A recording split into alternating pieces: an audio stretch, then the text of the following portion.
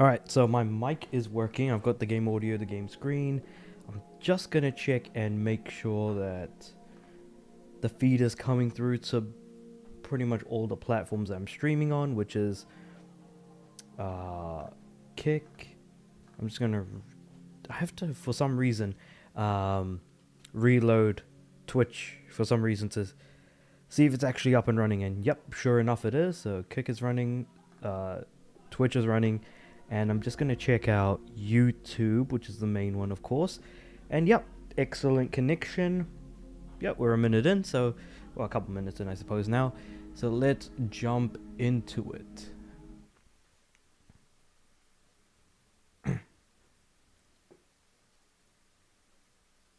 Stream settings. Yeah, that's all good. Stream health. Perfect. Stream is healthy, which is good to hear. Because unfortunately I haven't figured out how to get all the chat on a single screen, so I'm just gonna have to, you know, swap around a little bit. But yeah. Ooh, free pack is ready. Cool. I wasn't even paying attention to that, to be honest. What did I get? Lancer Evo, okay. Yep. Just gonna trade that in for trade tokens or trade coins or whatever it's called. But what the heck is this? Hold on. Oh, is that the vault? Oh, that is the vault. Ah, nah, ignore that. Cool. So let's play. So yeah, I've made a very good amount of progress through the campaign. I'm currently sitting on chapter 2. I've completed all of chapter 1 from beginning to end. And I think the last time I streamed this game was when I first started playing. So it's crazy to think how much further I've made it, and I've made a decent dent into season 2. Now, I was gonna do so I just finished before starting to stream. I just finished Class C Rookie, so I was gonna do Class C Pro, but then decided not to because when I looked through Green Machines, I realized all of these are fairly low recommended ranks, so I could actually make my way through it with just a single car, specifically this DS Automobiles DS E10s. Specifically, and since it's a fairly high rank of about 1900, I can actually make it pretty much go through the whole thing with just this one car. So let's mainline this one, and then we might come back to the other one later on. Again, I'm not 100% sure how or what I'm gonna do next in terms of what championship is next on the list, what cars I unlock, if I'm gonna star up anything, because trophy wise, as far as this game is concerned, I'm pretty much in a similar boat to where I was when I finished that first stream, where basically all I'm really missing realistically for the platinum are just the gold trophies, and my suspicions and guesses as to the overall trophy design for this game is basically as I had anticipated, that the last couple of trophies are going to be the flags and the 40 championships. So 800 flags and 40 championships are going to be the last trophies I'm going to earn, with the other trophies coming in tow, and even the car/star up trophies. So earning, or rather unlocking 30 cars and starring up at least 30 cars. So star up means you earn enough copies of each car's card to actually upgrade them further from the base version, which you get after unlocking them. Basically, that kind of will unlock later on. But yeah, I'll just show trophy-wise what's happening here. 800 career flags, 40 career seasons completed.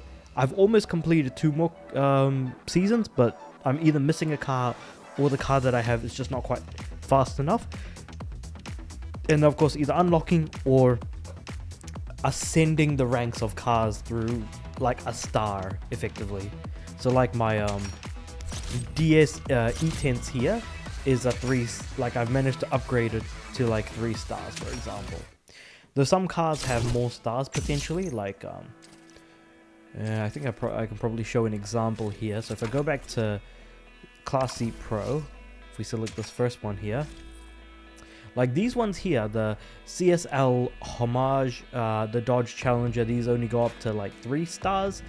But then if I go further down to this Chevy Corvette Stingray, this can actually go up to 5 stars, which is actually pretty insane when you think about it. But yeah, because the more stars something can go up, the more actually, what's this? Meters drifted 900 and win the race. Cool. Yeah, the higher the number of stars a car can go, the more growth potential it has. What's up, mate? Oh, you changed your name. Or either I'm bugging out and I don't see the rest of it.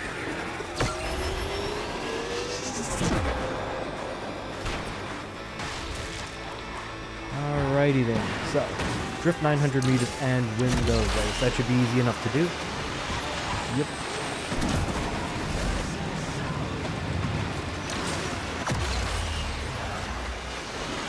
Oh, I'm Knight. Speaking of which, I'm pretty sure you must be a fan of Fallout New Vegas. That's what I felt ever since you started like kind of commenting on my videos, because I know you had the dude that's on the cover. I forgot what he is of New Vegas, and then you had of course the name Mojave Knight, which was reference to, at least I think, the Mojave Desert. I don't know if I ever talked about or mentioned that at all, but yeah. Pretty sure I must have at some point, but just forgot about it. I mean, I could see that happening. Hell yeah, my favorite drug. Put that stuff in my veins. Though it's unfortunate to know what happened with Bethesda releasing New Vegas while it was developed by Obsidian, because technically Obsidian was like, you know, not really known for those games, but also made the, you know, didn't really do as well Metacritic wise, and just lost a lot of bonuses. And then, of course, Fallout 4 didn't do much better, and pretty much I feel like the franchise just has kind of fallen off since, and never has been able to retain that level of cultural prevalence. But yeah, Viva Las Vegas. Viva Las Vegas. True. I wonder if for whatever reason Fallout goes back to the RPG that was with the first 2 games, how much of a shock would that be to people now? Well, the TV show preview. Okay. The show people love. I actually haven't seen it. I really should watch it. As someone who... Do I like the franchise? Because I have played the games. Like, I played 3. I have played Fallout 3. Fallout... Shoot, I was just talking about it and then I forgot the name. Fallout New Vegas, Fallout 3. I have Fallout 4, but never... I haven't played it yet. I have Fallout 76, I still haven't played that. I have played Shelter. What else do we have? Yeah, to be fair. Well, I mean, it's true, though, because, like, I should really be watching it, though, because, it's not often that we get good adaptations of video game properties in TV and movie. Granted, PlayStation is trying, and they're at least semi-decent. It's not like what happened with Mortal Kombat in the 90s, for example. Or, lest we forget something like Doom, which had to feature The Rock, which, I mean, it was fun. There was that one section where they actually recreated, like, the first-person shooter aspects in a live-action movie. I'll give it that much. And then you've got Resident Evil, which has been a bunch of hogwash and completely rubbish from the very beginning. I don't think anyone ever really liked the Resident Evil live-action movies. And even their animated movies weren't particularly good either, if you can believe that those exist. It was rough. Oh my god.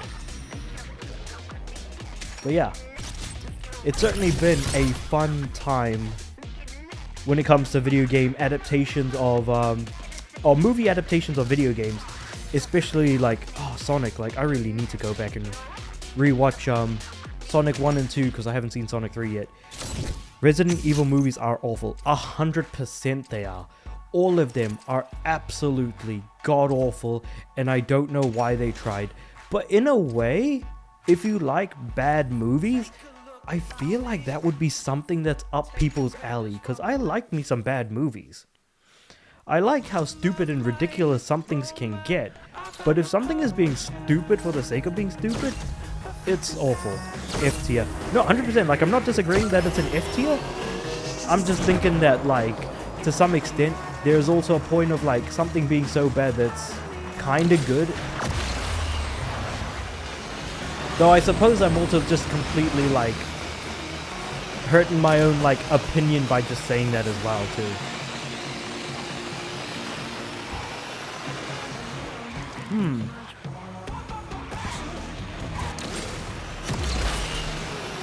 Still though, what other video game movie adaptations can I remember from the 2000s? Oh, there was a Blood Rain movie. Oh my god, I forgot there was a Blood Rain movie as well. I don't know if there was one or if there was multiple, because I feel like if something did well enough, we'd be getting like, you know, sequels of movies, just like how we got with Resident Evil. So, microtransactions and skateboarding games. Hate them. Absolutely hate them. Because like I said in last week's, what's next? Hold on, wait, let me get my, I forgot what videos I made. Hold on, what is next? That is a good question. Oh, did I miss an objective? Oh, I didn't do 2 shockwaves. God damn.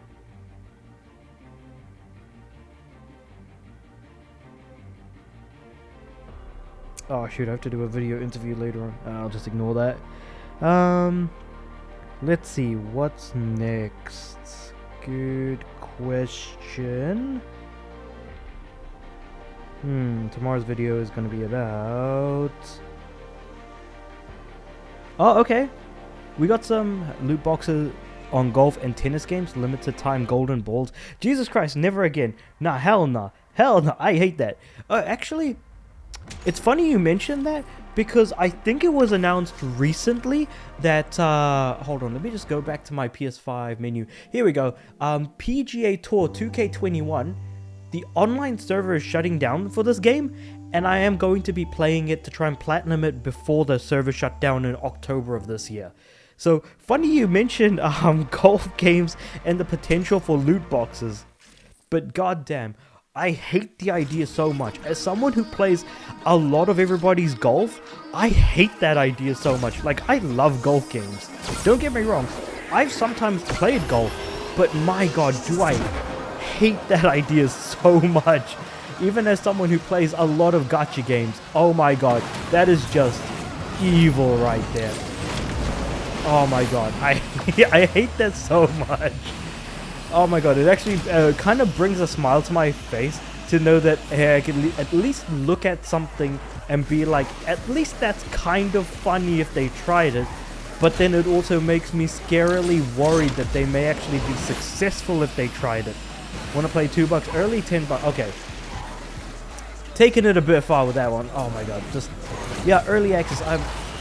I think, if I remember right, the early access stuff, while it's been around for a while, really was taken into high gear sometime last year, if I remember correctly. It must have been like mid last year that they started doing the want to play early, you know, pay us money. I feel like that's gotta have been the case. Like, it was mid last year, because I remember making a video about it when it really started to pick up steam. And I know I was watching one of Jim Sterling's videos on that as well, and I'd actually recorded the video before I watched his video on it. Yeah, more like early beta tests so we can patch and make the games better. And that is partly why I hate patch culture. Being able to release an unfinished product, because back when, you know, we had physical media, of course, if a game was released completely buggy, butchered, and broken, the companies would actually have to recall all copies of that game and then, you know, give people either refunds or, you know, print more copies of a completed version of the game for other people to be able to play, because there was an example of that in the past. People and companies would have to be a lot more careful in releasing games. If bugs were in a game, then it was fair game to use those bugs as exploits to be able to either make the games easier or do whatever the hell we like with them. The release of things like cheat codes would remain in games forever, and, you know, it wouldn't be patched out, so we could always keep making use of it. Games were a snapshot of their time, and both for better and for worse. We can look at a game and be like, man, this game was really good for its time, or man, this game was really bad for its time, but we could at least make an argument for why we still love those things so much. It's not about how you launch, it's how you end up. That I remember that quote so well. Wait, what game was it that he was talking about regarding that? I'm pretty sure it wasn't. I'm pretty sure it was Fallout 78. I'm pretty sure. Hold on. Wait. I'm gonna look this Todd Howard quote up. Hold on. Todd Howard quote. How you end up. Let me have a look-see at this, because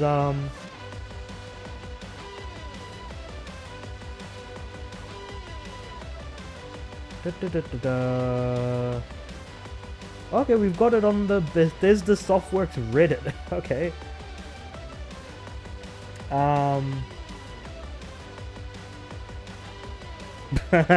I just see a bunch of responses saying it just works for unrelated reasons. Degenerates, who's laughing now? 16 times the detail. It glows in the dark. Jesus Christ, where did this quote come from? Hold on, the Elder Scrolls Skyrim Todd Howard interview. Is this from Time Magazine? Ain't no way.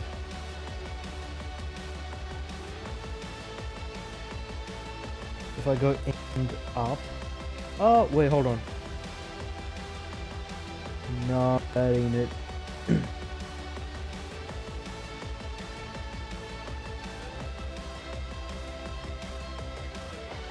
No, it wasn't in the time... I don't know. I was like trying to look for it and I couldn't find it. Yeah. Fallout 76. Yeah, I'm pretty... Yeah. I had a feeling that was going to be the case. Because I think he was trying to defend the way in which Fallout 76 had ended up launching. But what's really funny is the fact that when it came to Fallout 76, it got a pummeling in the reviews. And even now, I can't imagine it being a game that people would actively want to seek out and play. Because honestly, like, I would have been interested in Fallout 76. No joke. But the thing is that when I found out that it was a multiplayer only, well, it was an online only game that heavily allowed, like, it was more so just a multiplayer mod for a Fallout game, I was like, you completely lost me. And not being able to use VATS in a strategic manner, you can't pause an online game. So VATS is completely out of the question then, isn't it? That's what I thought. And sure enough it was. Like, it's just completely not an option. I don't know if VATS have been made any better, but by making the game online only, you've effectively debuffed VATS.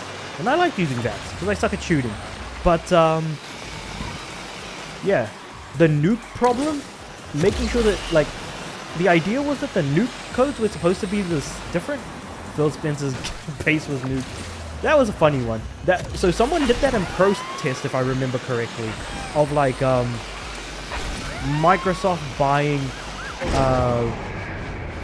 whose card just came in and hit me in the face. What the heck? Anyway, yeah. That was in protest, I'm pretty sure, the whole Phil Spencer's base being nuked in 76.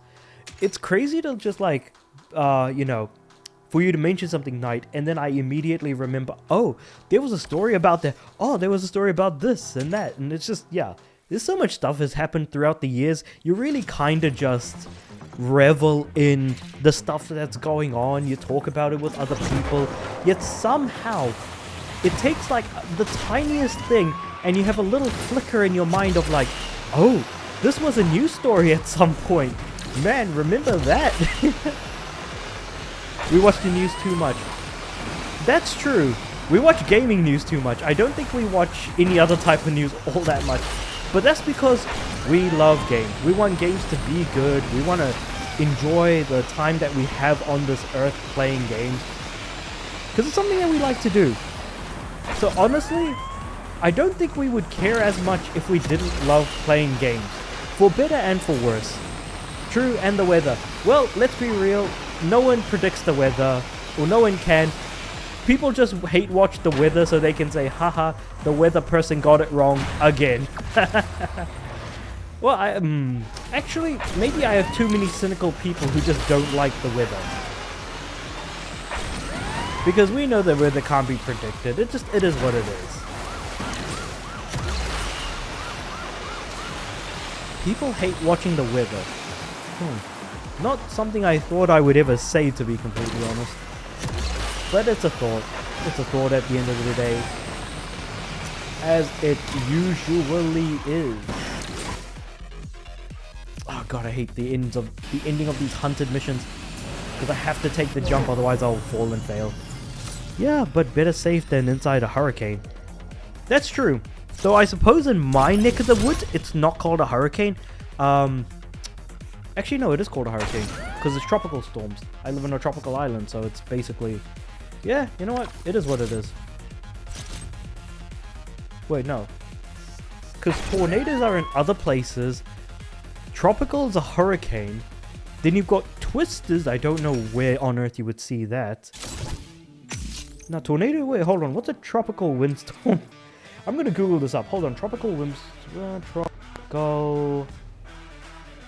windstorm. Oh, it's a cyclone. It's a cyclone. No, is it tropical? Oh, no, it's a hurricane. So, a cyclone... I think you can do cyclone and tornado can be the same thing. A hurricane is what happens in... what's it called? In tropical areas. I don't blame the weatherman too much since Mother Nature can be unpredictable, to be fair. Well, I mean, that's the nature of... That's funny. That's the nature of natural disasters, after all, because it's just a bunch of disasters being caused by the unpredictability of nature. You're gonna be surprised how many people are just saying like, oh, you know, that people aren't contributing to those negative changes in the world. And I look at some people and I say, well, generally speaking, people do kind of suck because we're leeching off the land but not bringing anything back to land. So we're like consumers. We consume from the land but we don't give anything back. Whereas most things in nature generally tend to consume and give back to nature to some extent. I remember in Infamous 2 we can make a cyclone. Funnily enough, I've actually never played an Infamous game outside of Infamous Second Son. I have Infamous 1 and 2. Oh no, actually I kid. I do actually have Infamous Festival of Blood. I did play through that. But then again, that's when I didn't know any better. Because I was like, what? 14? 15 when I played that game? Yeah. So I didn't really know much about... games back then, because that's when I first got my PS3. Oh, come on. I know it's disappointing. I only just got my PS3 that time, okay? So I was very out of the loop. I was mostly playing on my Xbox, so the original Xbox, and my PSP. My hacked PSP, because I didn't really need to go out of my way to play too much. Come to think of it, I don't think there were any Infamous games on PSP, surprisingly. I hate Second Son with my soul. I can understand why. I can absolutely understand why, because it feels like it kind of butchers the main series. It's just something that comes out of like left field. And also, Delsin Rowe as a character, I realize is very, very different from Cole McGrath. Wait, is his last name McGrath? I know his first name is Cole, the main character. But yeah, I'm pretty sure, like, he's just, you know, Delsin just comes off as like a very sort of happy-go-lucky character when you've had someone who I guess feels a little bit more down to earth, all things considered. Yeah, you got it right. Okay, cool. So, keeping in mind everything that I'm saying about a franchise or a game that I may or may not have played is largely just like reaching out from my memory banks. Because it's like me sort of saying I'm disappointed in people who haven't played the original God of War games, but have only played 2018 and Ragnarok, because those games still do belong in the history, at least to some point. The original God of War games, because at least people know where, you know, these games kind of came from. But getting rid of stuff like the 6 minigames, apparently that's being rumored as part of the God of War collection that's coming out soon. And I think all things considered, if there is going to be a collection, you gotta put in all 6 games in there. I feel like where you've got 1, 2, 3, Chains of Olympus, Ghosts of Sparta, and then you've got games like Ascension. You gotta have that in there. You gotta have. I think I've named all of the God of War games there.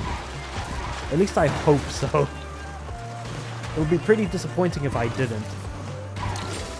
The collection doesn't exist.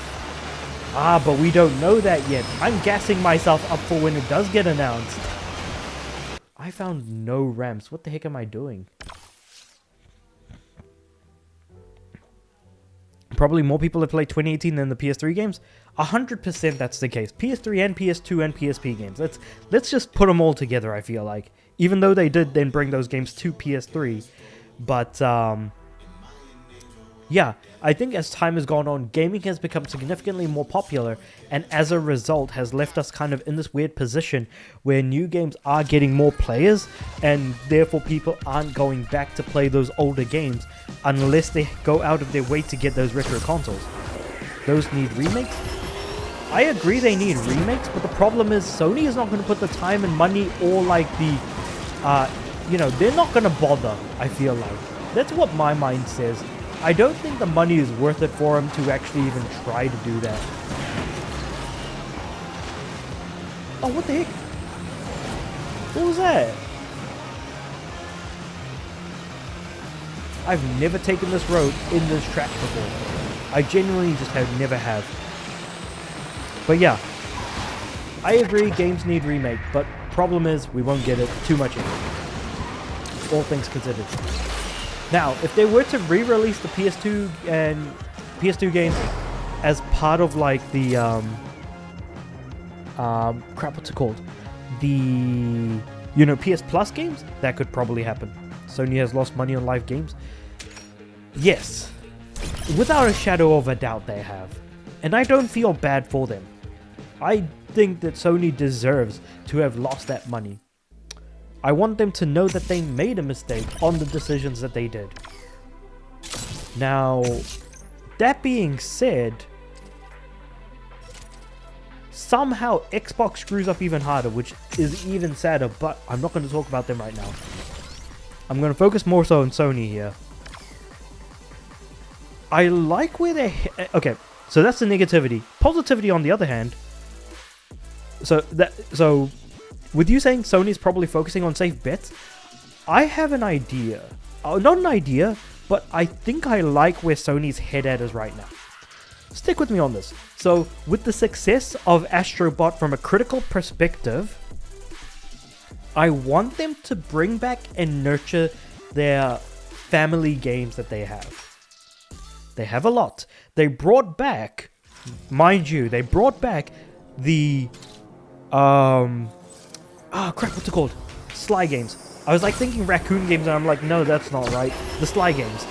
They brought them back with like their own PS4/PS5 native versions of those PS2 games. Granted, you know, they released those games on, you know, PS2 originally. We got a collection on PS3, and now we're getting those games again on newer hardware. I like that. Sackboy: A Big Adventure. That is an interesting game to bring up because of what happened with Little Big Planet 3. Little Big Planet 3's, so the server shut down for Little Big Planet 1 and 2 ages ago. With number 3, on the other hand, though, what they did with that was they unceremoniously killed the game because they took down the servers to get the maintenance done for it, but the maintenance was going on for months, and as a result, maybe it was too much effort for them to even bother continuing maintenance or bringing the servers back up, and then decided, probably for some similar-ish reason, to just shut it down. And I feel bad for Media Molecule especially because of what happened to the last game that they released, which was Dreams. Because Yahtzee Croshaw from Zero Punctuation, now Second Wit, says it best. "I am going to piss all over your dreams," is what he said effectively, as he proceeded to piss on the game Dreams. Because it's an interesting idea. I just kind of wish it had more of a game attached to it than just the sort of demo campaign that they kind of had for it as is. Money. I'm surprised Media Molecule hasn't been closed yet. Yeah, you're not wrong. Actually, I wonder, was there any quotes recently regarding wanting to reach out back to the Japanese partners and stuff like that? Oh, hold on, wait. Let me just do a quick Google here. PlayStation reaching out to JP Studios. Let me have a quick look here. Nothing recently, from what I can see. I'm sure there was something, but I thought that maybe I'm just making this up, just because I'm like really hoping for like the better for Japanese developers, because I feel like they're far more creative usually than Western developers. And the only time Western developers are creative are when we're talking about indie games, for example.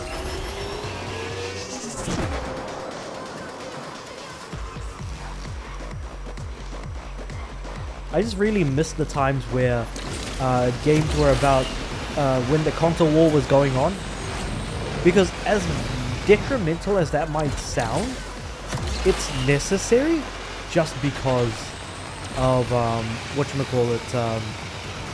needing to push tech forward, making better games, and wanting people to buy your box over the other box at the end of the day. Sony focused on the South Korean Chinese single-player games, and I think that that's actually a very good thing. That is also a good thing that they're doing, because of course we did get games like Stellar Blade, we got games like Black Myth Wukong, so South Korea and China respectively. We're getting more games like I actually have on my wish list Lost Soul Aside. That game looks incredible. Like, I'm very excited for these games. These single player games look great. We're getting stuff like Ninja Gaiden 4 and like closer to the end of this year. Oh my god, man, let me tell you. Ninja Gaiden 2 Black, that was something I was not expecting. Oh my god. Ninja Gaiden got a black version more than 10 years ago. And now we're getting the next black version of the game in the form of Ninja Gaiden 2 Black. That is crazy to think about. Like, my god. So in saying that, Sigma was an interesting version of the game. It's safer to partner up with studios than to buy them and have, basically, it's easier to partner up. And that's basically what I guess Sony was doing with Square regarding Final Fantasy as well, mind you. Because that's exactly what gave PlayStation a lot of success and have a good image with Japanese developers. It was that partnership with Square back in the 90s where we got Final Fantasy VII, Final Fantasy VIII, and Final Fantasy IX. People know and love the Final Fantasy games. But unfortunately, that wasn't particularly good for Square's bottom line. And you can't predict the future. Because if you could, you'd be an accountant, I think. If you could predict the future and be accurate every single time, you would be an accountant, right? It's just that you'd know exactly what moves to make and have the single most beneficial lifestyle in the entire goddamn world.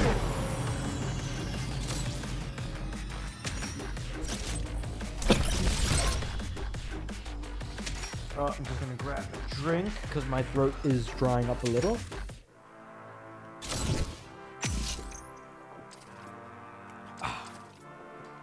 That feels good.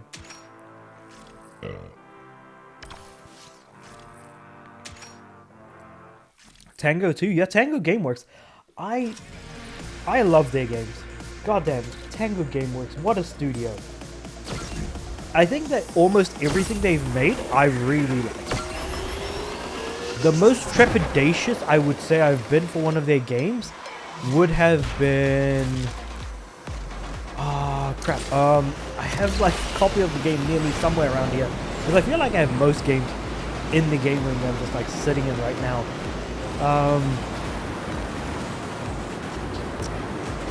What was not the newest game they made, but the second newest game before Hi-Fi Rush? That was the game I was most trepidatious of that they made. Because because it looked too weird.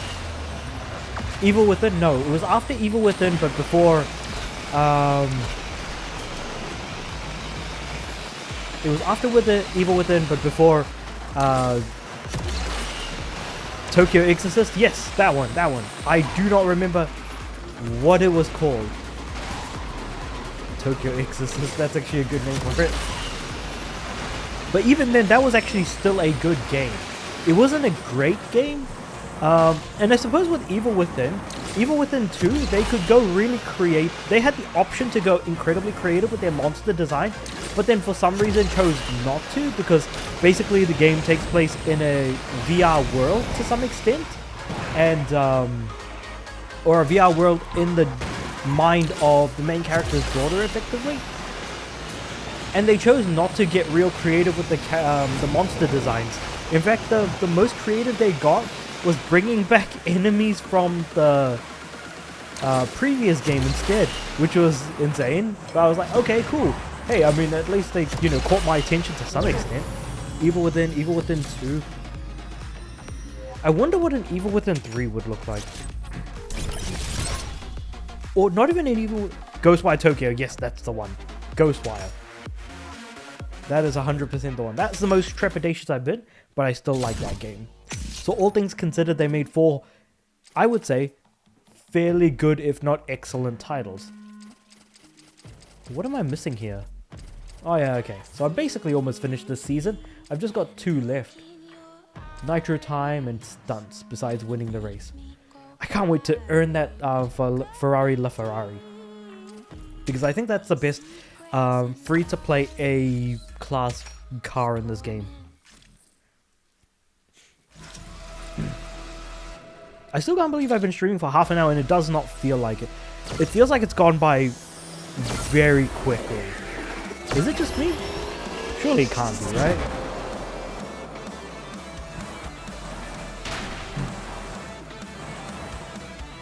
But yeah, Ghostwire, man. I mean, I think that did fine in the reviews department, and it's more for a game that this type of game... It's a game more so for the fans than it is for critics. Because you're basically taking the Ubisoft formula and just trying to do something interesting with it, which... Oh, damn, that's a short race. Which is a boatload... Okay, that means I have to do 5 stunts in a short race. Damn, okay. Which is a boatload better than what is happening with Ubisoft at the moment, because holy crap. I can't believe what the heck is happening with that company. If only Microsoft had advertised their games. I'll be honest, I don't think Microsoft believes in advertising. Which is a really weird thing to say. Because the more Microsoft advertises something, the more negative press I feel like it has, because it's being pushed by Microsoft and or Xbox. It's not like, it doesn't feel like it's, you know, being made for a good reason. It feels like it's just being made because Microsoft got to make that money. And maybe I'm being incredibly pessimistic about the whole thing, but I just can't see like Microsoft and or Xbox advertising actually being beneficial. Like every time I see Xbox Game Pass at the beginning of something, it just don't hit with me, man. I'm just like, sure, it's on Game Pass, but is that studio making enough money to make another game? Are they going to actually be able to, you know, bank on Microsoft's money for the most part? Because Microsoft is also cutting down on costs as much as they can on all of their departments because of their CFO. You know, it's a crazy ass time to be a company like Microsoft, or to be involved with them in any way, shape or form. I really want to be like that fly on the wall that's, you know, hearing about them talking about Project Latitude, for example. Because I'm pretty damn sure like Phil wants nothing to do with Project Latitude, yet he kind of has no choice in the matter because of everything that's kind of just going on. You know, I don't envy the entire corporate structure that's going on. What's that? Which particular thing that I was talking about? Because I think I went over a bunch of different things. Was it Project Latitude, or was it something else?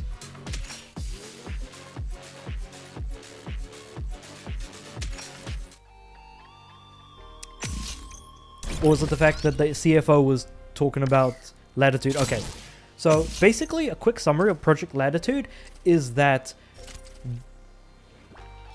basically it is a project within Microsoft that says that there is no red lines on what games can go to what platforms. Basically, it's the end of platform exclusivity on Xbox. So that is how it is described. And this is the reason why a lot of Xbox games are in fact coming to other platforms, because they're trying to make more money off of multi-platform releases rather than keeping those games on just Xbox. And this is kind of why Xbox fans are also incredibly mad at Xbox and Microsoft as a whole, because now the identity of Xbox is effectively now under this attack that needs to be defended from, that Microsoft is kind of invading Xbox's space. And a lot of people are trying to figure out why that is. Why is this happening with Xbox now and not before? And many people are pointing to, as I am also myself, regarding the Activision acquisition, basically. Like, Microsoft spent way too much money on that, and they're really trying to recoup their costs regarding that. We need money because Game Pass kills sells and not many new customers getting into Xbox. Yeah, basically. Also, that was a really hard comment to read, chat to read as I was like racing, because that was a tough one. But anyway, yeah. So basically, it is true that like Xbox Game Pass numbers are flatlining at the moment. That is no surprise. Jason Schreier did in fact make a report on that as well. So while it's unfortunate to see things happen like this, keeping in mind that, and I don't know how much of a difference this makes, Microsoft is still a multi-trillion-dollar company against a multi-billion-dollar company in the form of Sony. Sony is still very much far behind on how much money Microsoft is making. And Microsoft is going to continue existing whether we like it or not. And they're going to keep continuing to destroy gaming, both from not just a console but also PC perspective, because of Microsoft Windows being so prominent everywhere. it's just crazy. I'll just finish this race and then I'll read the next chat you put. Imagine if you were an alien from the Alien movies with a little head from your mouth reading comments. I would say that doesn't really work while your head plays the game. I would say that doesn't work. Because wait, I'm pretty sure that mouth within the alien's mouth doesn't actually have eyes. Hold on. Because I'm pretty sure, yeah, the mini mouth within the Xenomorph's mouth doesn't have eyes, I'm pretty sure. So I think I would still need eyes, 2 sets of eyes, I think. Hold on, wait. Let's look into some alien lore here. Crazy but useful, I reckon. Hold on, wait. Let's look at some alien lore. Let's see. So if I go Xenomorph mouth thing eyes question mark? Let's go with that. Okay, so where are Xenomorph's eyes? Okay, so so basically, if you read the books about xenomorph biology, xenos are telepathic and they don't need eyes to see when they can see with their minds. Okay. So that invalidates the argument altogether. So xenomorphs can't actually see at all after looking up the lore on the xenomorphs at all. And in fact, they're telepathic, meaning that they can read minds. But the thing is that I suppose when you're looking at screens, it doesn't make much sense to really look at them. But also, that makes the alien, it makes the xenomorph in Alien Isolation that much scarier. Crazy, right? Wait, but can they hear? Cause, hold on, wait. Let's look this up. I'm interested now. Xenomorph hearing. I'm getting way too into this, I feel like.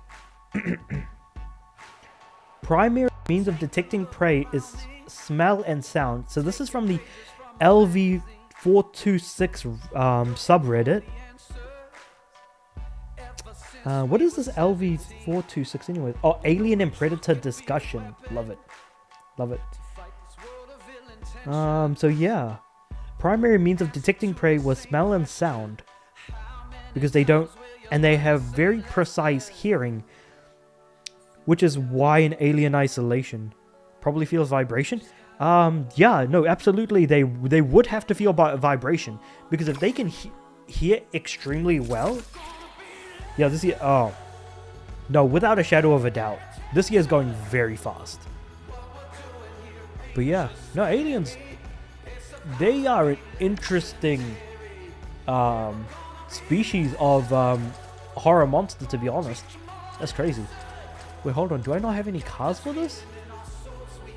So if I select this first one... Oh, I have to use the XL Sport concept. Oh, that's rubbish. Wait, hold on. But then how high does my rank have to go? 1186. Oh, that's rubbish. What the heck? Oh, maybe that's not the worst thing in the world. Hold on, I have to check out the shop. And go down to... Oh, I can claim my packs. Sweet. Do you have ideas for your own video game? I haven't really thought about it that much. What kind of ideas would I have for my own game? Because the thing is, I have actually developed a game before. But granted, it was for a uni project. And it was basically just a walking sim which had some grass and some other locations. But that was it. It was just a very basic walking sim. And if I did have to make my own game, and I wanted to get real creative with it, what would I do?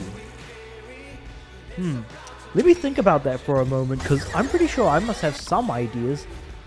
Because the thing is, one thing you never want to do with a game when you're developing it is get too crazy with it, because you're making it harder for yourself. When you try to do something like, you have, say for example, a ball. You have a person holding a ball and throws it at a wall. You have to program that ball and the wall and the person, but you need to break it down So like the ball needs to be round. You need the software that you're building to know and understand that that ball needs to be round. And when it interacts with any other object, it needs to bounce from it. Or if it's just a ball that doesn't bounce, like a shot put, for example, it'll just hit the ground and not go anywhere else. And then you need to think about, what is the surface? What material is that ball made out of the surface? Like, is it going to be bouncing? Is it going to just drop and hit the ground? What is the surface of the ground? How far is the ground from where the ball is being dropped? Then you get into like all of these sorts of like little things that you need to develop. And it gets crazy when it comes down to it. It's insane just how much stuff you can miss out on. Fort Shelby. Do I need that car? I know there's a car I'm missing that I need to get.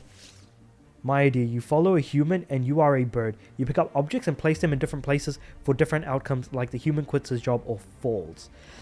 That very much feels like a Untitled Goose Game, but instead of a goose, you're either an eagle or a falcon.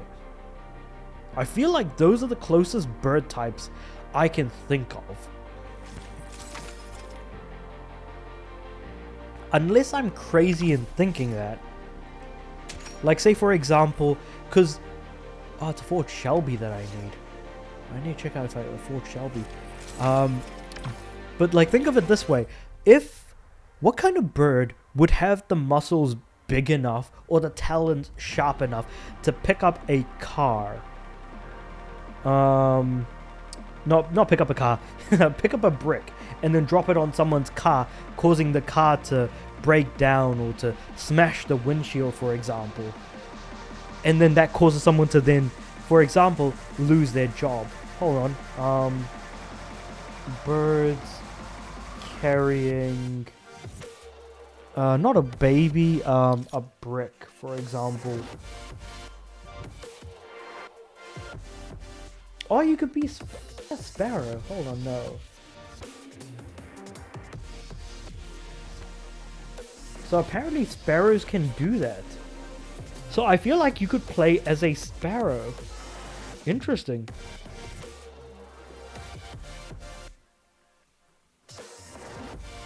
What about birds that can carrying a brick?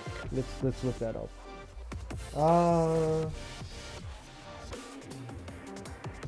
no, they cling to walls. Maybe not sparrows because they look a bit small as well. Strongest flying birds. I wonder what those are. Okay, you've got the harpy and crested eagles. So I feel like eagle might be the way to go for that one. Yeah, not a car. I mean keys and wallets. Ah, interesting. See, from the way that you explained it, Knight, with the original, if we go back to the original idea, you follow a human and you're a bird. Simple enough. But you can pick up objects and place them in different places. I didn't think about that when you were talking about keys and wallets. And I thought about... So that's the creative juices flowing when you're like spitballing ideas with other people. And that's why teamwork is like incredibly important when it comes to making games. Solo devs can make really, really good games. That's like, without a shadow of a doubt, that is possible.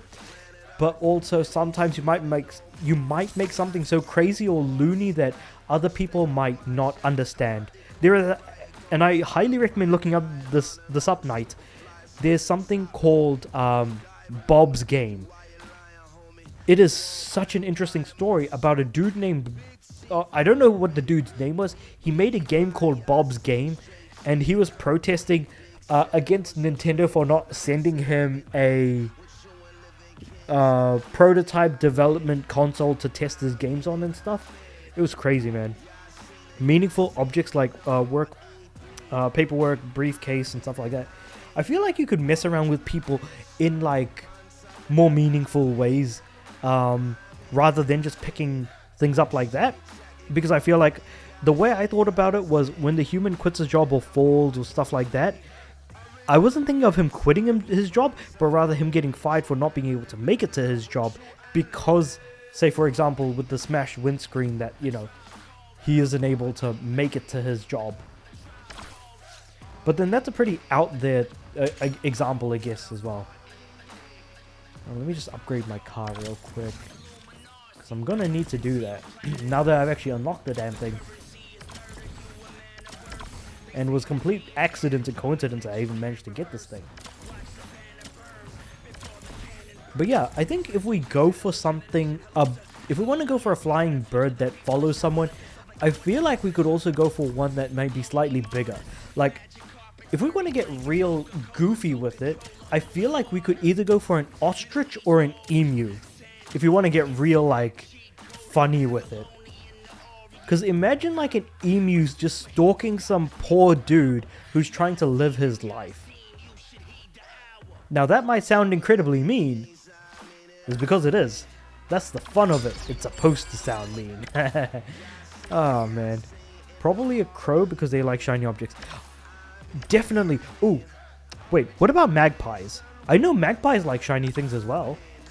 Is there a possibility we could see a magpie do it? Again, I'm just putting that out there. It's just a possibility. But just imagine that, magpie.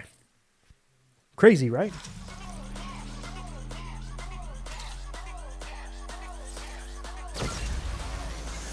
Also, I mean, crows are a pretty good idea too.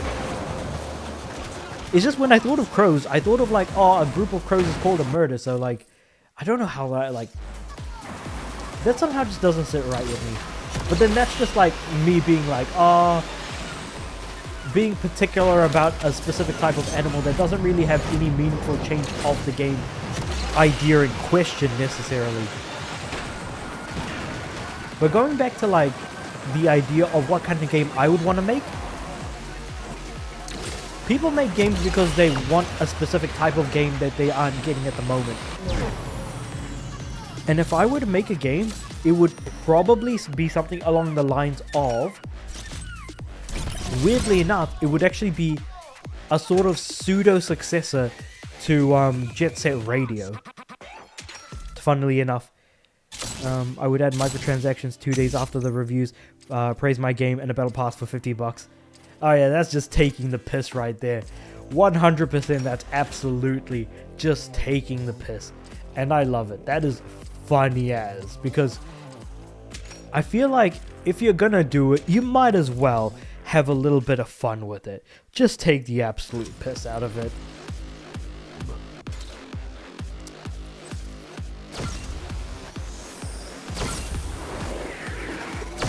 It just works. Very true. Circling back to Todd Howard, it just works. Or, rather than doing just a single battle pass, you just do a monthly subscription for $50. All courtesy of, what's it called? Fallout First. Just use that as an example. Boom, you got this. You got... I'm surprised that you're not in development. I feel like you could make some good money there. It's so dumb, but so funny at the same time. Oh my god, what the heck. Whew. Oh boy. Just imagine what would happen. I'm pretty sure people would make a stink about it, but nothing would really change about the world. There are no bad ideas if they make money. Exactly. You'd be making money hand over fist as a solo dev if you tried doing that. Would people hate you? Yeah. But would people hate you because you're rich? Yeah. Pretty much.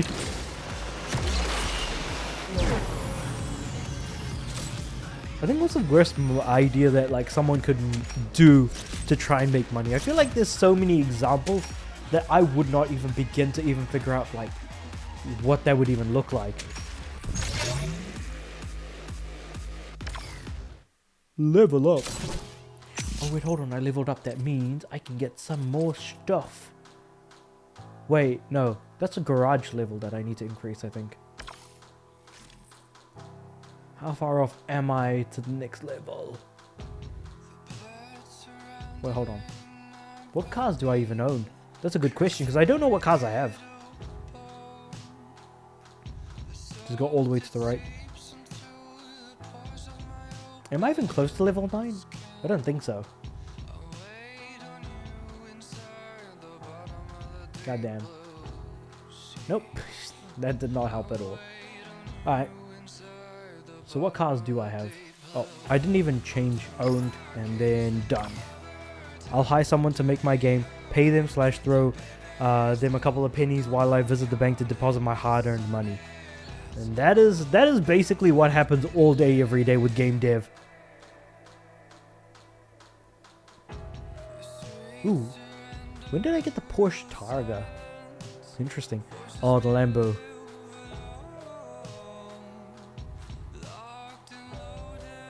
Ooh. Wait, do I have any B-rank cars? Oh, I do. I have a Porsche GTS Coupe. When did I unlock this car? I don't even remember. Evil business. That's the nature of the business, though, ain't it? That is, if people like argue, oh, you're doing something evil or you're doing something, you know, not great, you can just call that a business model, and who's gonna question you? No one. You're not. It's not like your company is a publicly traded one at that. If you were, then you would actually have to answer to people. But if you're not publicly traded, then you don't have to care. Easy, just easy sweep as far as all of that is concerned. You know what I mean?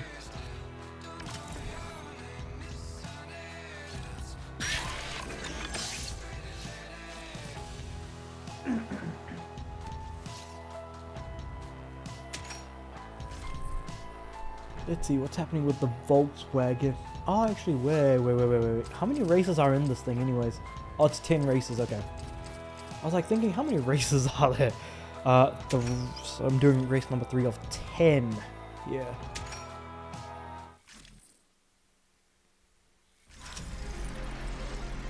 I need to stretch a little. Crazy though. I feel like I've talked about so many things in like 1 hour. It is insane to think about or a boot. Still though, one thing that really bothers me about gaming now that is even really not that much of an important thing. Oh wait, hold on. Did you watch the news about Microsoft using AI to help players like coaches? Yes, I did see that. I hate that. Because while it's a nice idea, and I say that in massive bleeding sarcasm quotes, while it's a nice idea to help people in games, people are not that bad at games, with especially how easy games have gotten, that, you know, people would be struggling with them by using an AI companion. Keeping in mind that AI is still in a position where they hallucinate enough info that you're no better than asking help from that one really weird, like playing a Souls game and then getting like help from this random writing on the wall saying, hey, if you jump off this cliff, you'll reach the end of the game, and then you jump off and you die and lose all your souls. Like, that's basically what's gonna happen. People will turn off annoying AI voice and play normally. Yeah, that's basically what I think is gonna happen. Because funnily enough, I don't know if you remember this or know that this exists, on PS5 there are these health cards which actually give, you know, link you video, and are basically people-made guides for games. But the only way you can access it is by having a PlayStation Plus membership, because for some reason this function is apparently so good and so limited that you need a PS Plus subscription to access it. And I'm sitting here thinking to myself, I think 99% of games I've played don't have this feature, and I think it's only just being made by like first party developers, if I were to put a guess in it. In fact, if I look at the cards here, none of these are actually those helpful cards that actually help as like, or work like guides. I think the game that made the most use of this was Sackboy: A Big Adventure, if I remember correctly. So while it's nice to have some sort of like built-in helper tool or whatever have you, it doesn't help matters that people are probably not going to use it. And if it's something that's completely invasive or annoying and weird to deal with, people are just not going to want to deal with it. They're just going to turn it off and walk away. So exactly what you said.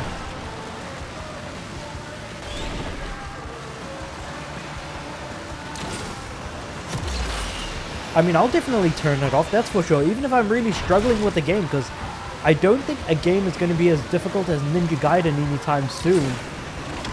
In fact, I don't think Ninja Gaiden 2 Black is even that difficult, judging from how it looks, or at least how many people have been able to finish the game, at least.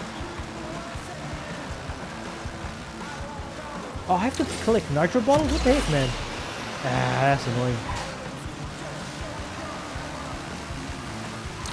So I'm gonna have to collect these. Oh, nitro bottle, what the... How the hell did I miss that?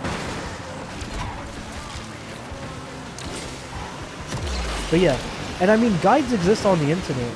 Huh? Remember quest markers, arrow pointers, where to go, waste of time.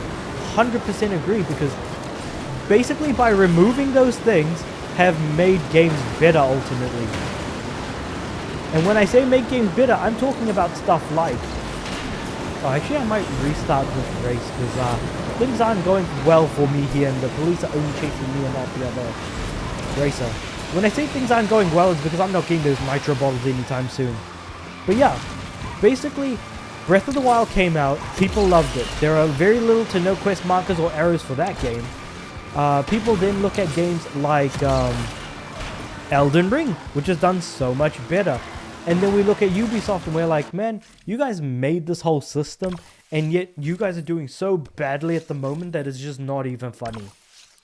So yeah, the removal of quest markers and quest arrows definitely have helped make games better. Ghost of Tsushima. Yeah, absolutely. 100% another good example.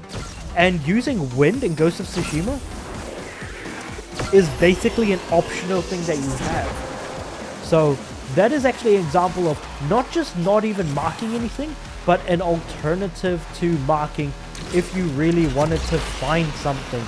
So like, rather than using yellow paint, which was like the biggest thing for the longest time, having a dedicated hint button is great.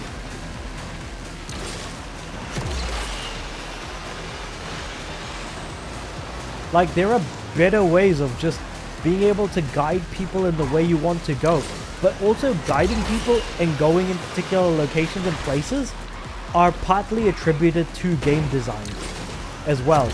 Like, if you make a level in a platformer, people are going to follow the path that you direct them. And if you don't make that path clear or made well enough, people are going to go down the wrong path, get lost, or get themselves killed multiple times in a row because they don't know where they're going. So it's partly to do with game design and also quality of the game. Also, I hate the police in this game so much. I think police in driving games are just very annoying. And I think I've hated them the most in Need for Speed games. Specifically Need for Speed Heat.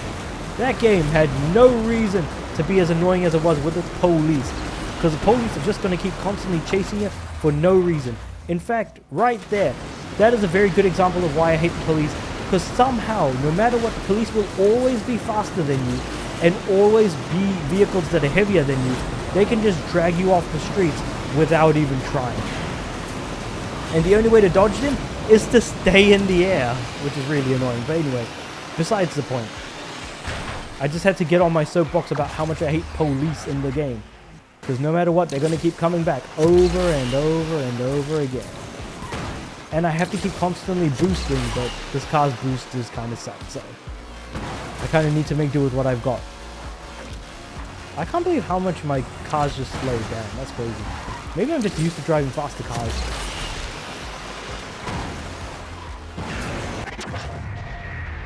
GTA 6, oof. GTA 6, I would say, does the... Okay. When I say driving games, I guess I'm specifically talking about games where you're always in a car. So Need for Speed, Asphalt here. GTA should have police. All right, you can get out of a car, you can do other things, but when it comes to purely driving games where you remain in a car, where you are the car, where your soul is melded to the car, that you need to quantum leap in order to drive another car. Basically, Driver San Francisco. But Driver San Francisco was actually a pretty good game. Which is this quantum leap but with cars. I digress. Anyway. Yeah. Yeah, I specifically am talking about driving games though. Yeah, I really do wonder how I've never... Oh my god. Like, I'm hitting the back of this police car while boosted and it's not enough to destroy it. Wait, don't play. I got something to explain. Okay. Okay. I got you. Let's see what explanation you got. While you do that, I'm going to try and upgrade my car because I think I really need to do that.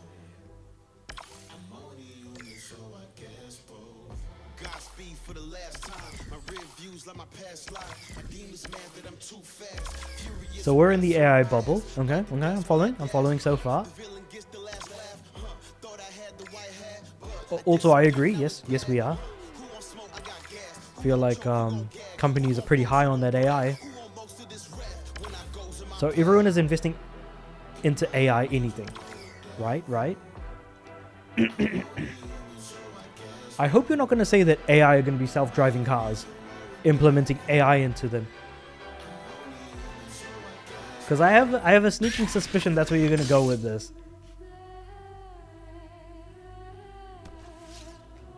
How many more of these concept cars can I get? So there's 3 here. Another 3, so that's 6. Plus 5, so 6, 5, 11.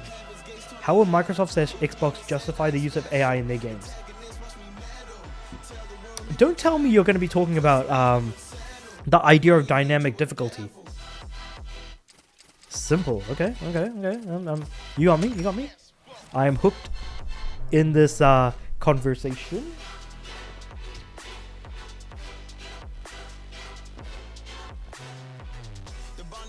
Just had a drink of my bivy.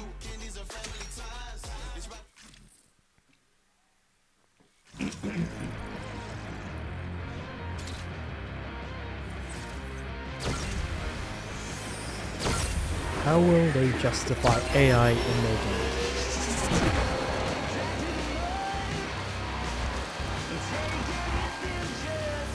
They remove the well-known mechanics like quest markers or directional mechanics. Okay. But the question is, if you replace something, you gotta replace it with something else, right? Unless I'm high out of my mind and I'm completely wrong about that somehow.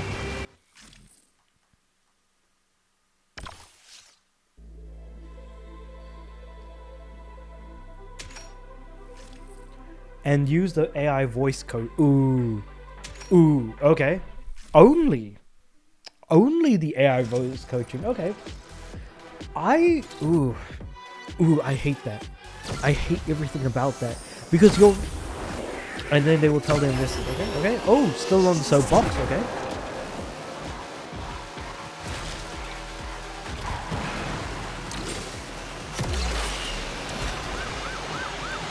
I wonder what they're going to be telling their investors.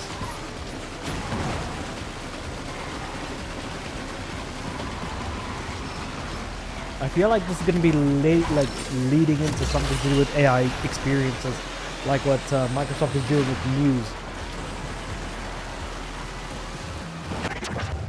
Oh man, that was a hell of a crash.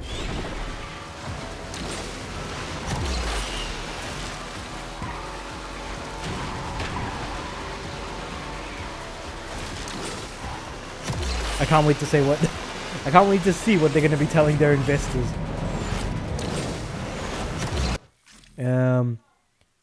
Look, we have more people invested in our products. AI keeps people playing and buying microtransactions. Player retention. Interesting. Okay. The whole using only AI coaching, that's not a fan of that. Not a fan of that, as you can probably tell. player retention being the reasoning for that? Because yeah, people aren't failing at playing the game. People aren't being sucky sore losers, because of course I feel like that's one of the easiest ways to get people to stop playing your game. Retention is all well and good, because the more they play games, the more people are likely to spend. I see the bridging of gaps here in terms of like going from that, thus making their AI investment juicy for more investors and infinite growth.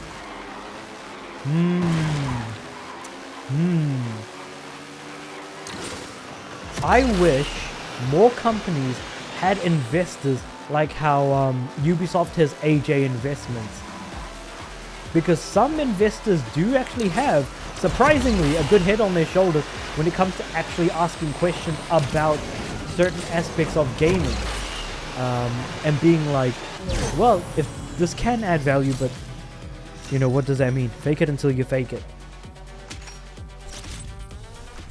You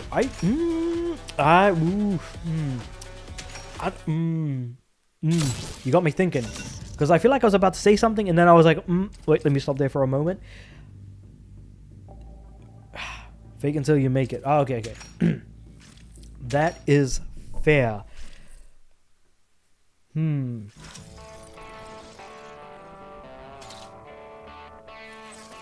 What is retention? Because when we look at games, we can look at, like, obviously not everyone finishes games. That much is clear. And it's not rocket science. A lot of people start games, but not a lot of people finish them. I can see the future. Alright, well, I'm going to need you to be my tax accountant for the next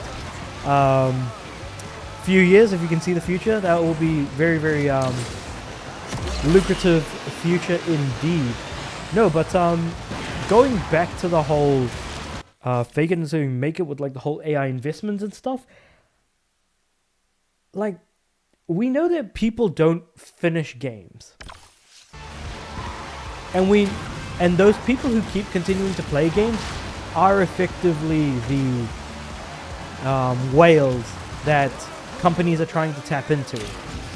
The concept of the whale is something that I just don't like the idea of anyways.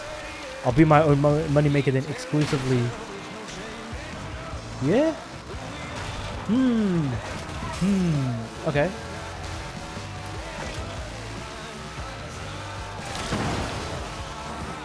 I think rich people are the problem here.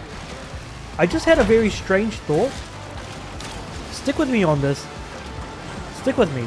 Because I have a little something I cooked up in my noodle as I was kind of silent, but kind of like going, And that's, I think rich people are the problem. The reason why I say that is more so rich gamers, I think, are the problem. Because if people didn't have the money to put into microtransactions, I think less people would be likely to put money into those transactions. Reckless investment? Basically, that's what I'm thinking. I think that people who are able to invest in games using their own microtransactions, not so much companies investing, are recklessly investing into games thinking they're going to stick around, but they just don't, because most games that have microtransactions are usually games that have that are usually online only. Also, just to mention, I'm just driving incredibly poorly in this race because I want to complete that other challenge that I had, which is collecting what, like 8 Nitro Balls or something like that. Companies follow the money. Sony knows how much Fortnite makes. I don't think Sony can begin to imagine how much Fortnite makes, and the reason why I say that is because PlayStation is only one platform that Fortnite is on. Keeping in mind, Fortnite is on everything. They're on mobile, they're on PC, they're on Xbox, microtransactions wise. Well, I'm sure Sony can extrapolate from their numbers. Because the thing is, 30% of the money being made is going to PlayStation from transactions made on the PlayStation Store. Like, that's not going to surprise anyone. Sony has the transaction history, and that's exactly it. Because again, that 30% is how Sony knows that they're making a bunch of money if they were to extrapolate. But they only know about their own platform and not other platforms. The thing is that I think mobile gamers, Fortnite is probably making significantly more money from mobile than, say, any other platform like PC with the EGS, or the Switch with the Nintendo Switch shop, or because we don't really even know like what the difference in numbers is in terms of like actual player base. Sony wants the 100%. Yeah, absolutely, they want the 100%. But then if they make the 100%, then what money is going to go to the developers? Absolutely nothing. So the developers want to make money to make more games, but the publishers want to make more money to be able to, continue existing, I guess, for lack of a better term. But the problem then becomes the ones who are doing more work should be the ones to get more money. And this is where microtransactions and stuff being added into games kind of comes in. Because now that's become effectively the only reason why people are making games. Because money, not because of any other reason. And so if that's the objective, then the shift from making good games to monetarily acceptable titles become the norm. And so the quality of games drop, and the money required to play those games that people need to pay ultimately increases. And that sucks.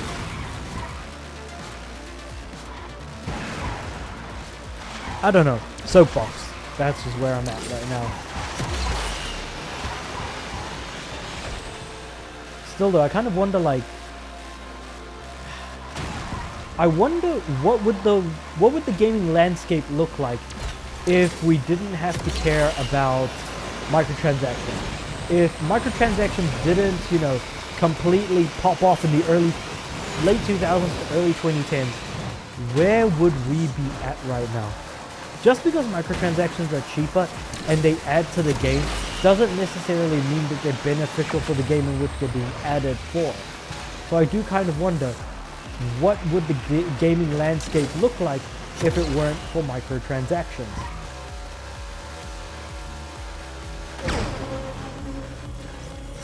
It's just a thought.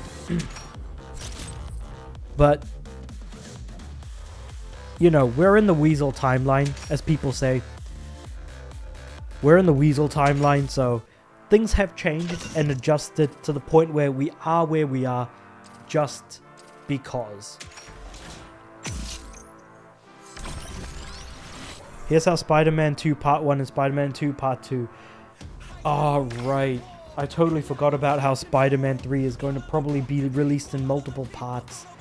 Rather than releasing a full game anymore, we're only getting games that are split up into parts, and each individual part will be sold for full price, meaning we need to play multiple times more in order to get the full game experience.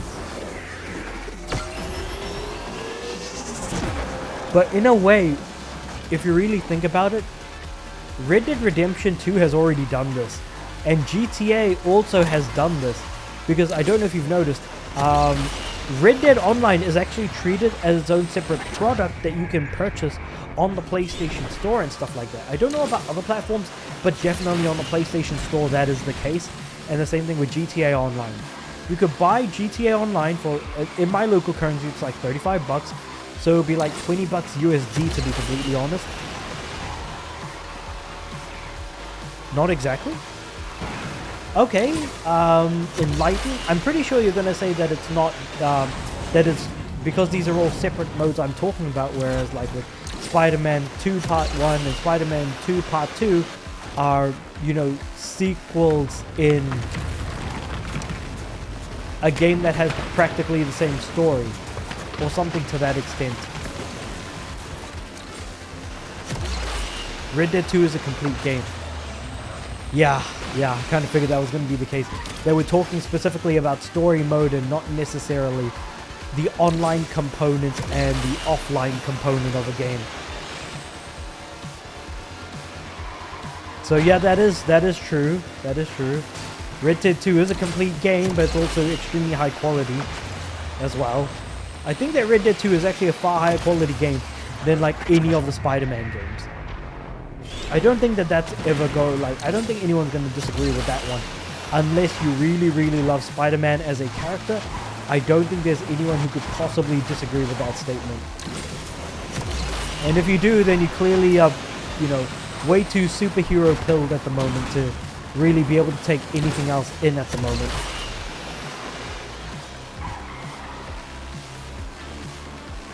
Still though, Red Dead 2 was a damn good game. Holy crap. And I can't believe I bought that game for like 20 bucks as well. I bought that game for 20 bucks. It was well worth the 20 bucks that I paid for it, that's for sure. A very long game, and sure, some of it did feel like it was a little bit elongated at times, but it was still a damn good time regardless.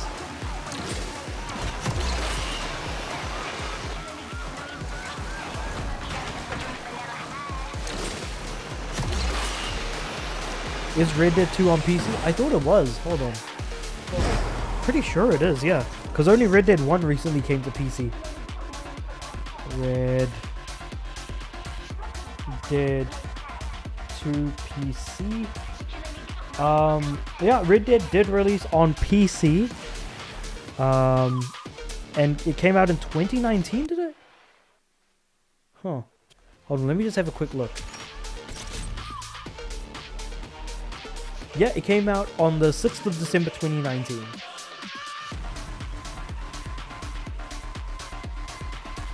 So yep, it is available on PC.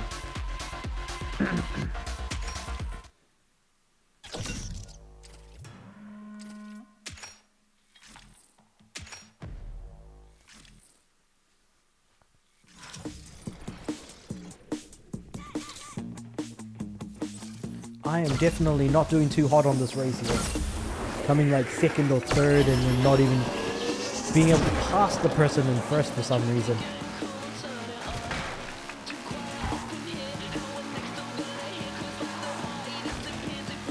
You know what? I'm going to try and make use of these boosts a bit more while trying to do stunts, but that didn't really work.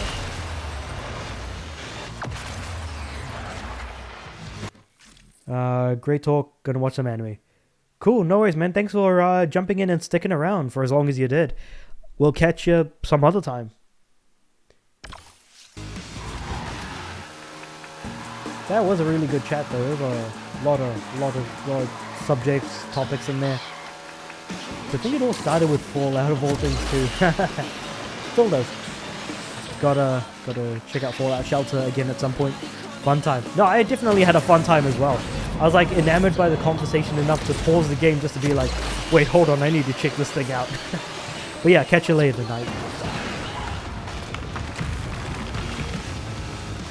I wonder, it does make me wonder if I should have streamed some Fallout Shelter.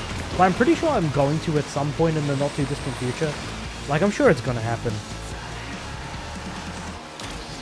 And my throat, like, feels like it sounds a little coarse right now, like I can hear it myself.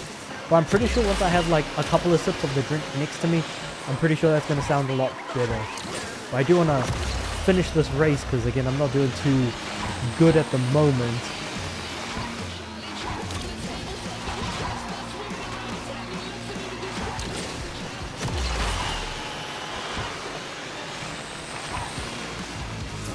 I feel like I'm passing these guys in like literally the most obtuse way, and it's not working out for me because every time I pass them, like they always end up reappearing like right in front of me and passing me right back.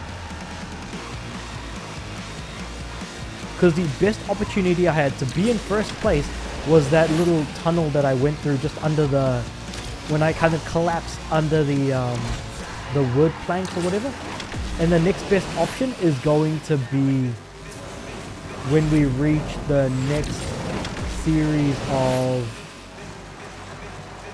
Yeah, so the next part, branching path here.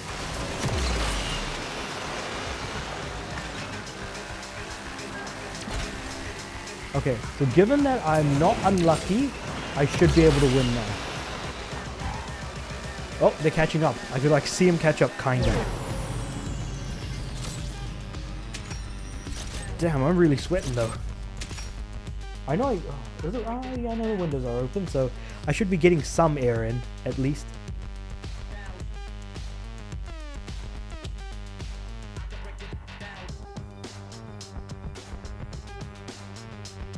I don't know why I keep getting these like chats in Twitch that say like, oh, cheap viewers on this website here, you know, come here and, you know, you'll get some viewers and stuff like that. And I'm like, I'm pretty sure I'm good there, chief. Because the thing is that, hey, I might not be getting, you know, that many viewers, but like, you know, I'm not that desperate. I'm just kind of doing it for fun. And usually I suppose that's kind of how these sorts of things start. Before they turn into careers to some extent for some people. I guess it depends on who you ask as well.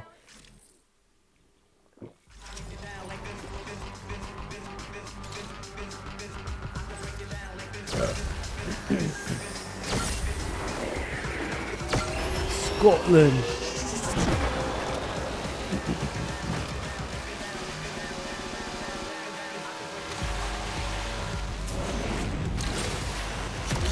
Actually, come to think of it, is the only goal to win the race? Oh, it is. Okay. I wonder how close I am to like 300 flags. Because by the time I hit like 300 flags, I'm going to be so much closer to the 400 flag mark effectively.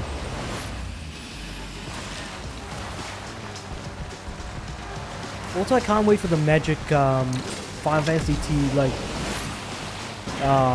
stuff to come out, because that's... I'm excited and I'm looking forward to it, but my biggest problem is going to be the price. The price of those sets are just way, way too much. So I'm going to wait until after release, because pre-release pricing is always going to be insane. But they're insane to a degree that is not even funny right now. Basically, being able to buy a Switch or a PS5 within the same price range? Like, are you kidding me?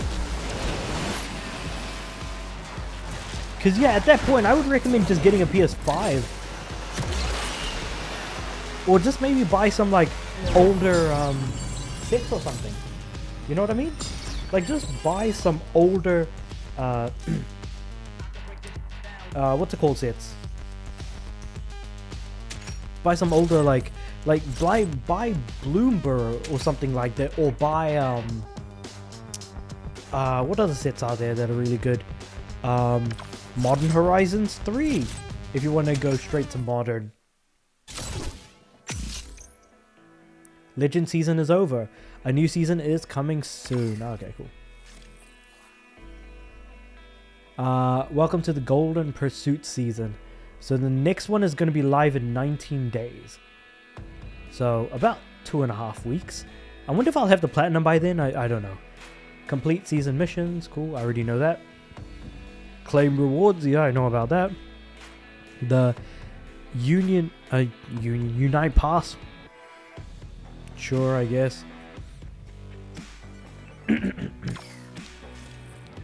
Oh no, it's already started? Oh, okay. What do we have here? The Praga Bohemia. So you immediately unlock the Praga Bohemia. What else is here? Porsche. 50-year Porsche design. Okay.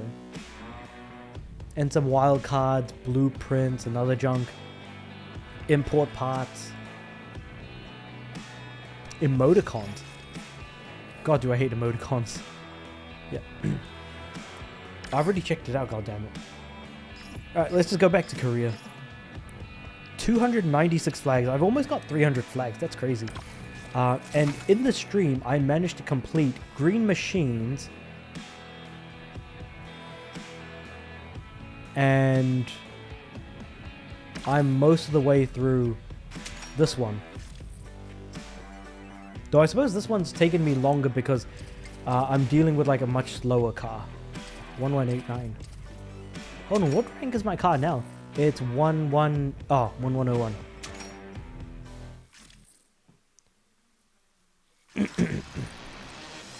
Oh, because I had the Unite Pass for the previous season, I no longer have access and need to get the new Unite Pass to use the unlimited, what's it called?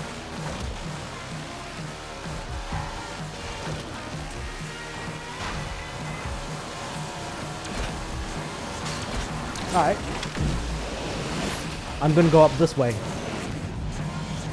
Because normally taking the path that the other cars don't usually leads to some ways in which you're able to like actually get ahead of the pack. Sometimes it works out, sometimes it doesn't. It was probably not a good idea for me to do that. And I'm going to be falling behind for sure because of the fact that I crashed.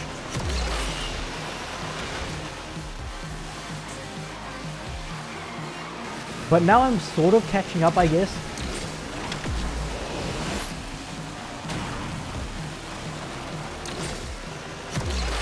Cool, so I'm gonna boost out here.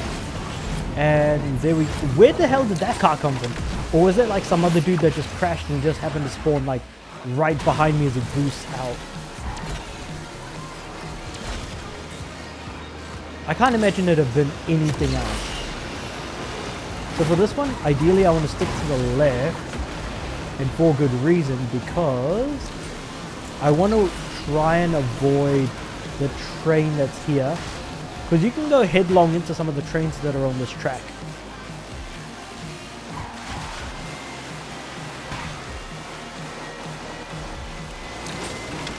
Cool, so I'm just going to boost through here. Now there's a train directly in front of us, I think. No, there isn't. Okay. That's interesting because there normally tends to be a train like in that area that you crash right into if you're underprepared. But that's why I was like squinting with my eyes for a second, just to see if I could see the train.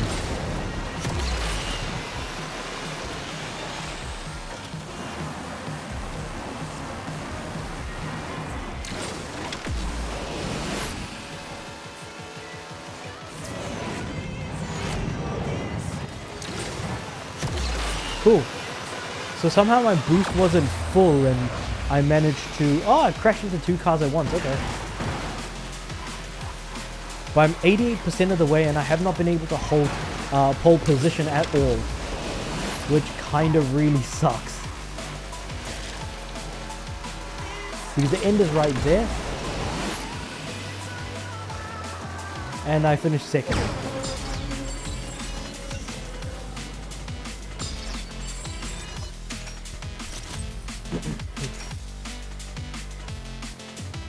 I'll miss out. I'm happy to miss out of that. Tier 2 has unlocked. Claim. Claim more rewards. Next. Alright. What do we have? Well, how many tokens can I get from this pass anyways? Tokens. Tokens. What the heck is this?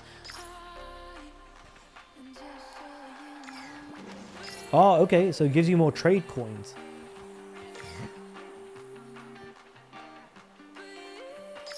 What's this? Extra gas, trade coins, yep. What's this one? 40% boost to reputation. Did they get rid of the tokens? Oh, here we go, tokens right here. So you get 200 at level 18, 300 at 20, 400 at 24. Basically, I'm trying to get to like garage level 10. Just so I can, so the basic idea of reaching garage level 10 is because once I do, and I start opening packs for cars, I'm guaranteed to get a epic. Right now, I'm only guaranteed to get a rare, I think. So I'm more likely to get better cars as a result.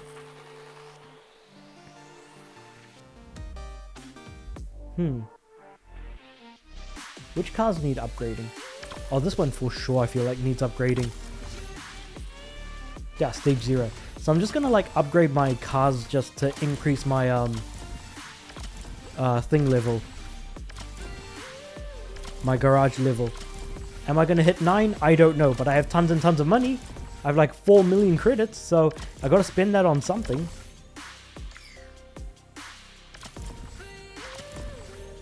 But I need like hundreds and thousands of points to increase my garage level. Well, I'm sitting garage level 8 at the moment.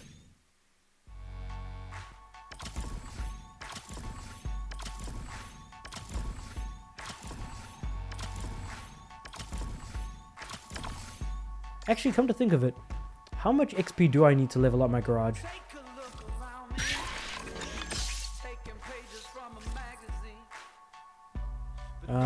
Hold on. Let's just go up. 220,000. Holy crap. I'm not even like... I'm maybe like a fifth of the way there. Like 20%. Crazy. Alright, Lambo is next. Gotta upgrade that. I'm just gonna spend like a couple million credits, I think. 7. Okay, so I can only go up to 7.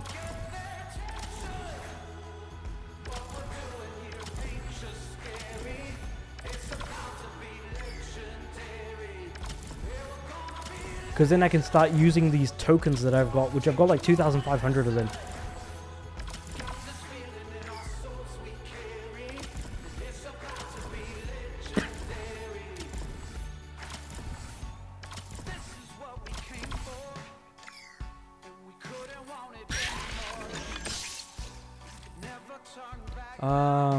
The Porsche Targa.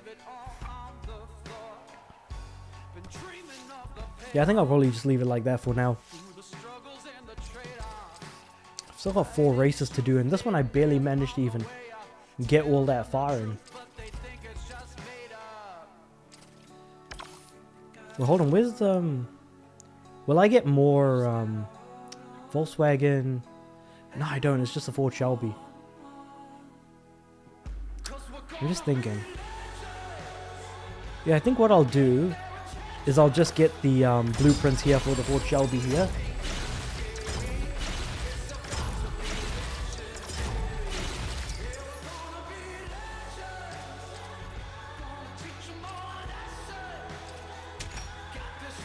How many more do I need to upgrade this one?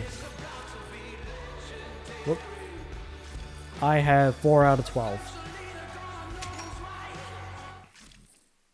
Yeah, I would need to actually like finish this, like complete this to get the remainder cards needed to star up this car.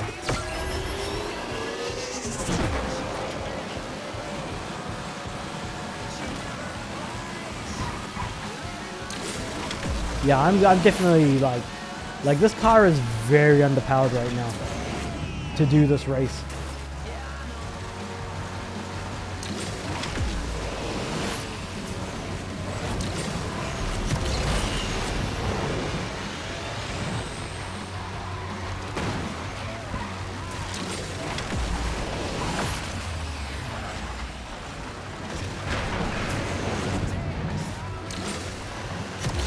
That was a completely unintentional barrel roll that I did there.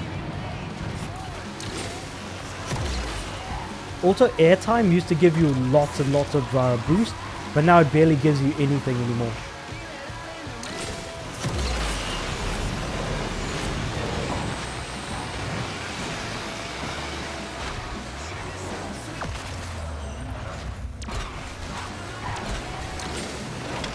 Alright,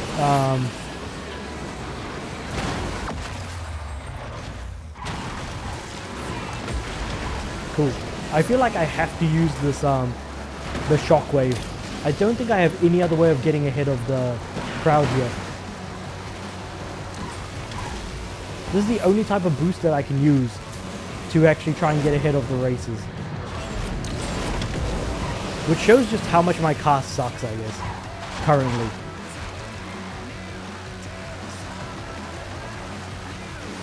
Because if I use the blue boost, that's not going to benefit me at all.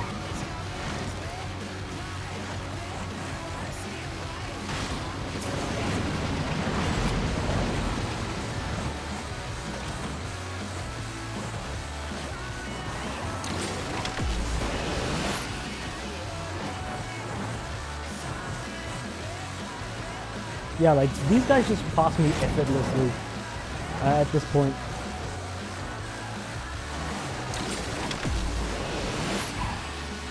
How am I in last place already? What the heck? That's like way too quick.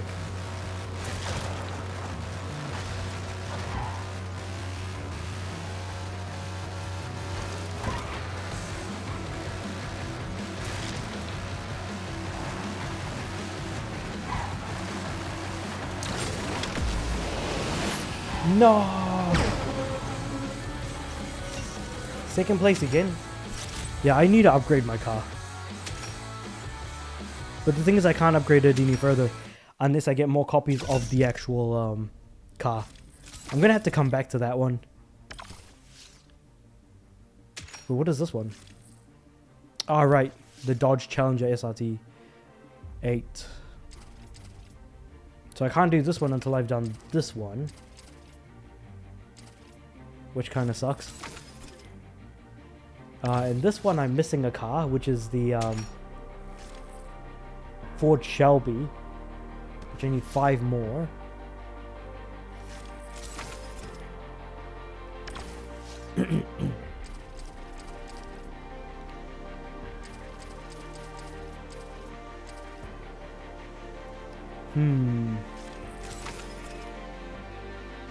I guess I'll probably jump into America's Most Wanted.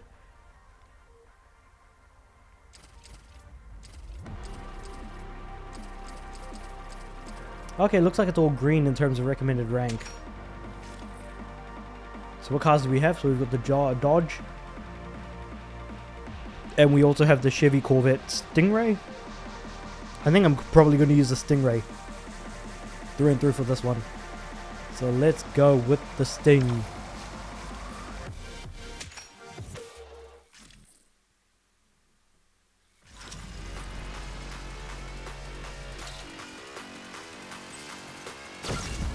I'm pretty sure I should talk more during the stream because I feel like the audio is definitely going to be picked up by YouTube for sure. Like, without a shadow of a doubt. Wait, hold on. I just win the race, yeah. I thought I had to do something more than just win the race, but yeah, I guess that's about it. Even if I crash, like, this car is fast enough to where I don't need to actually worry that much about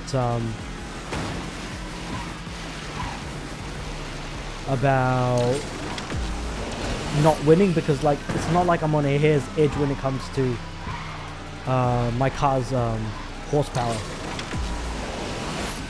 because like I said, my car's like horsepower is way ahead of the recommended, but at the end of the day it's also pretty much like this power is, you know, car power or whatever that I'm looking at is just made up by the developers at the end of the day, all things considered. Ah, damn, okay, I lost. Alright, let's try this again. Chevy Corvette Stingray. Wait, it's 2,300? Hold on, wait. Oh yeah, this is 2,300. Cool. I was like thinking to myself, did I actually have like... I thought mine was 2,500 for some reason. Don't know why I thought that, but yeah. I just kinda did. So I'm not going to be streaming for much longer. I'll probably just do a handful more races.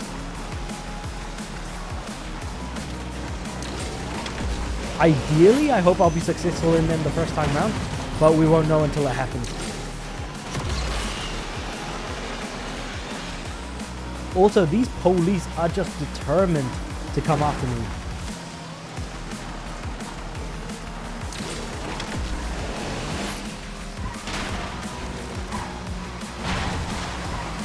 Because, like, these police don't even have, like,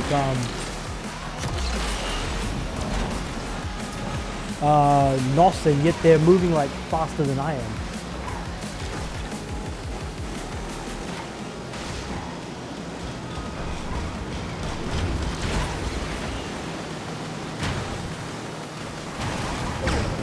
I just came second.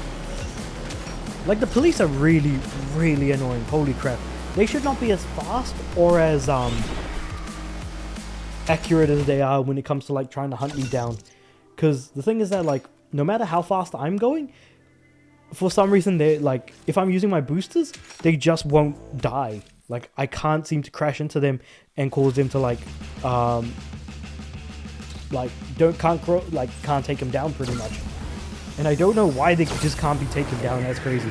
I feel like out of all of the cars in the game, the most unfair are the police.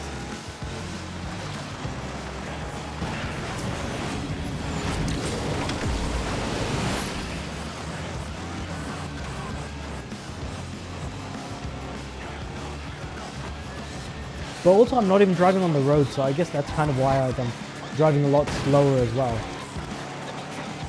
Because I'm technically driving off-road.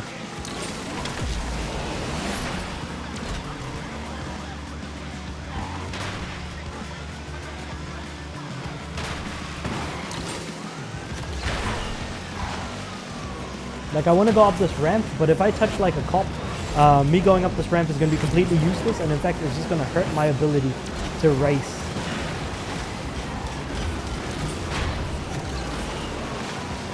How am I in last place? What the heck? What happened?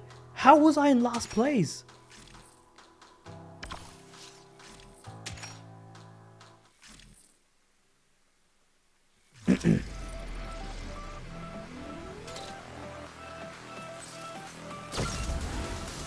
I think if I ever like stop playing this game or once I finished it, I'm pretty sure it's just going to complain about how unfair the police are. Because they're like a massive pain in the ass that don't need to be a pain in the ass.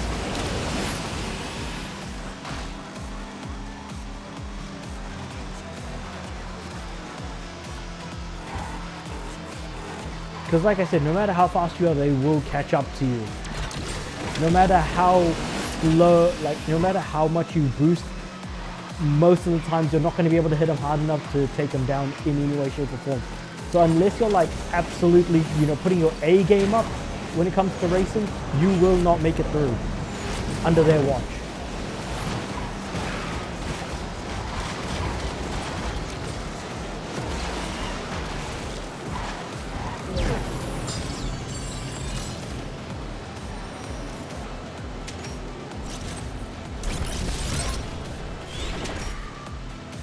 Do I want to multiply my credits? No, I'm good. I want to see higher multiplications rather than just the times 4s. I'm going to claim that.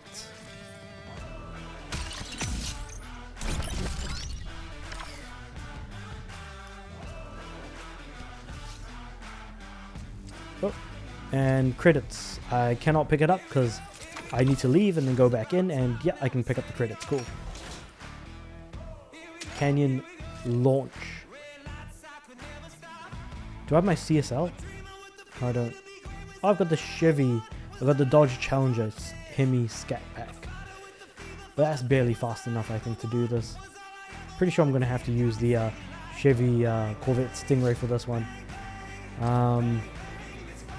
Win the race, escape, win, escape. So it's just 7-1 flag. Cases. Alright, and then Class B Novice. Trophy-wise, how am I looking? 297 out of 800 career flags, 15 out of 40 career modes, 13 star-ups, and 15 cars unlocked. So I'm at least making some progress trophy-wise, but all things considered, it's still a bit of a, there's still a bit of work to do before I even get to that point.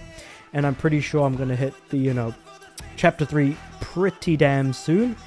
Again, looking at like what I've done so far today, which was not even during the stream, but like I finished Class C Rookie, I've done Green Machines, and I'm not that far off with completing American Blaze or Class D Elite, and then of course America's Most Wanted, which doesn't have much in the way of races there.